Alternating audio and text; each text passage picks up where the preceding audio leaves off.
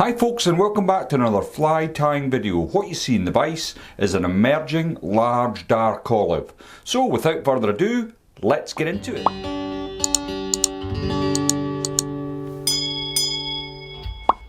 The hook in the vise then is a Hanak H530 barbless hook. This one's at size 10 and it's on a medium wire in black nickel. The thread I'm going to be using today is from Semperfli. This is the classic waxed thread. It's a 8/0, as you can see, it's a medium olive. I've already pre-waxed my thread, and what I want to do is just catch it on in behind the eye. And what I'm going to do is take my thread down approximately 1 centimetre, and then I'm going to park it there while I come in with my scissors and just remove my waste. Now the first thing I'm going to do with this fly is add in the wing. So I'm going to come back up approximately 3mm from the eye of the hook, and I'm going to select some CDC, and the CDC I'm using today is the Campbell Khaki.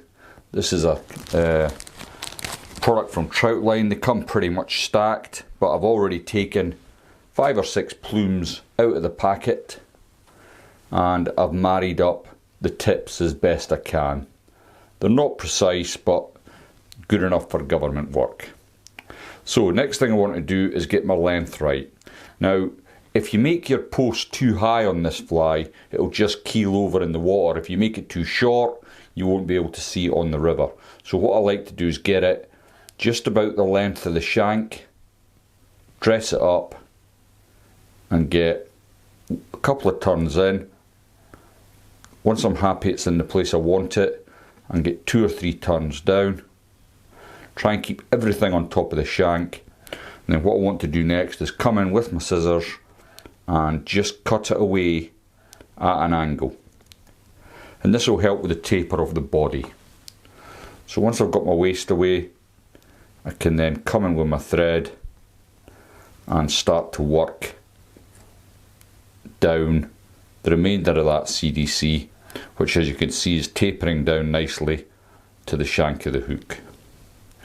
Now at this point I'm going to add in my wire rib, and again I'm going to be using a Semperfli product. This is 0.2mm. It's a green wire. Now the choice is yours. You can use a copper wire, black works very well, but I'm just using green today because it's what I had to hand. So again I'm going to come down all the way around the bend of that hook. The 530 is a general purpose pupa hook, but a medium wire, it will float. This pattern does float quite well. So I've tied in my wire rib and I want to tuck that out the way. Next thing I want to do is bring in my pheasant tail, and I'm using this one. It's been dyed a medium olive sort of colour. As you can see, it's had plenty of use. One side's almost gone and I've already taken off a little bit. Now what I want to do, I cut. Some people they strip it away from the stalk. I like to cut it, but when I want the tips, it does take a little bit of fiddling just to get the tips into a basic alignment. Now I don't want the tips to go past the bend particularly far, so maybe 5mm I'm looking for, and what I want to do is just catch that in at the very base of the fly. Only a couple of turns. Just make sure your wire rib's out the way. And then what you want to do is get 2 or 3 turns in front, like so. Next then, so the body, I'm using some micro Fritz. This is the medium olive. And I've already got a little piece off here. And I want to catch that. Just strip some of the Fritz material away. So I've got something to catch in. Now I want to try and get it as near to the bottom there as I can with my thread, and then I can come back up. Now try and keep your body nice and even. I've done the best I can here. Now I'm going to stop my thread at this point approximately 2 to 3mm back from where I've tied in my wing. And if I tilt it back, I've got a similar sort of space in front, which is very important come the end of the fly. So I'm going to bring my body material over and I'm going to wrap it up. Now it's not touch and turns. Because I'm using this green thread, I can afford to use open turns with this material, and it still gives me that body coverage that I want. Now as I get up to where my thread is, I'm able to catch that in like so. 2 or 3 turns, 2 or 3 turns in front.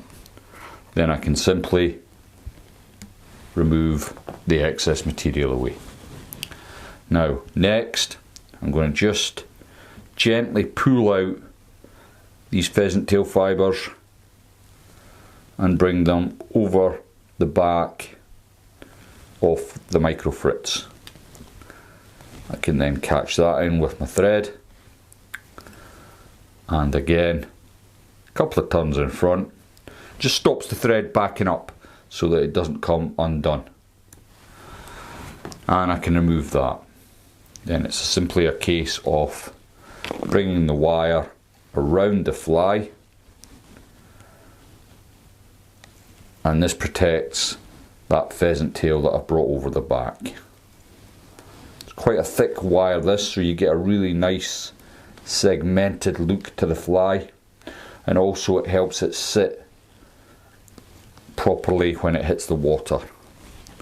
So LDOs, hopefully they'll be rife come March, the start of the trout season on the 3rd of March. I'm sure we're all hoping for some dry fly sport.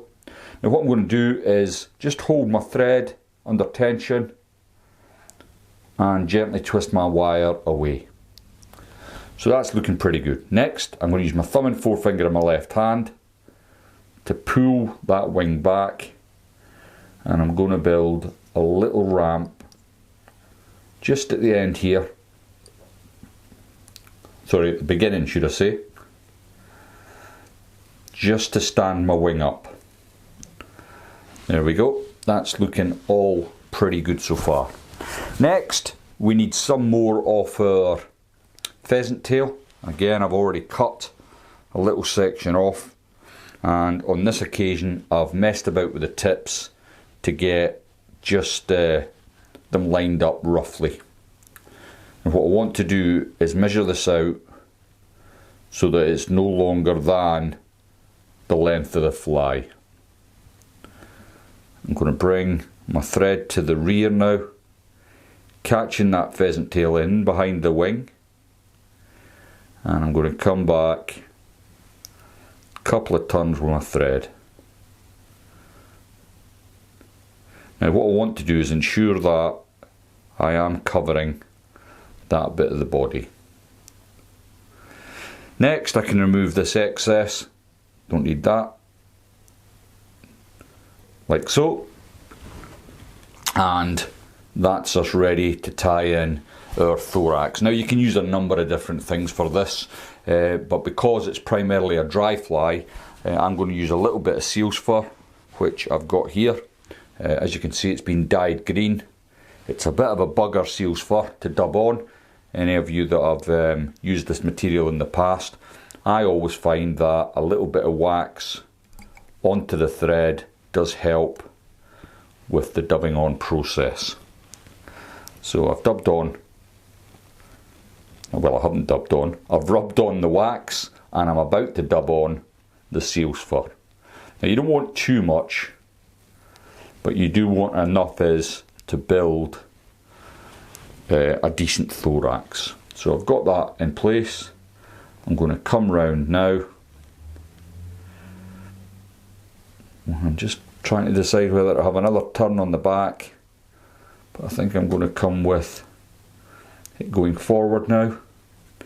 Try and leave a millimetre or so just at the front of the hook here. You're going to need that space. Next then, I'm going to use my dubbing needle here to separate my thorax cover, like so. And if you can separate it so it's kind of in half, I'll just let you see that from the side. So I've split that, it's kind of in half, and what I want to do is bring it over the top, but obviously around the post. I don't want the post being crushed by my thorax cover. Can be a little bit fiddly, this bit, but the effect is worth the trouble, in my humble opinion, of course.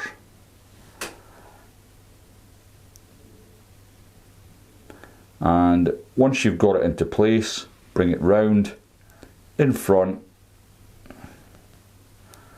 and catch it in just in behind the eye. So, oops, thread's just come undone there. Now I know that that's not come to the front of the hook, so I'm just going to have to move it with my fingers like so, and then I can pinch down on it with the thread. Let's see how that's looking. Not too bad. So there's a little bit of the tips of the pheasant tail that we've now caught in at the front. We want to evenly spread them, just about. I mean, you can get pedantic about it and start counting them out. I don't really worry. I'm going to lick the thumb and forefinger in my left hand, pull all that down and around to the back of the fly, and just get them tips to bend round. Let's have a look at your side. That's looking pretty good. My side doesn't look as good as yours, so I'm just going to ease it with my fingers, slick everything back, then I can concentrate on building a nice head with my thread. Now the trick to get this fly finished is obviously scruffing out the seal's fur, which we'll get onto in a second. 3-turn whip finish. Now if you're having problems finding the right colour of thread, a trick that you can use is if you get some white nano silk, you can simply get a green marker pen and colour up your nano silk, and you'll achieve a very similar result to this, and probably a lot less bulk on the head. So I'm just going to put a little bit of UV resin on the head to finish it off. Like so. Now generally I'm all about easy to tie flies, but I'm not going to kid you on, this is a bit of an indulgence. It's not the easiest fly to tie, but you get a very pleasing and rewarding finish.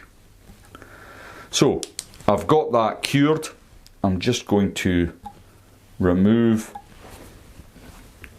them little loose fibres, and now I'm going to come in with my dubbing brush and just free up some of that seal's fur.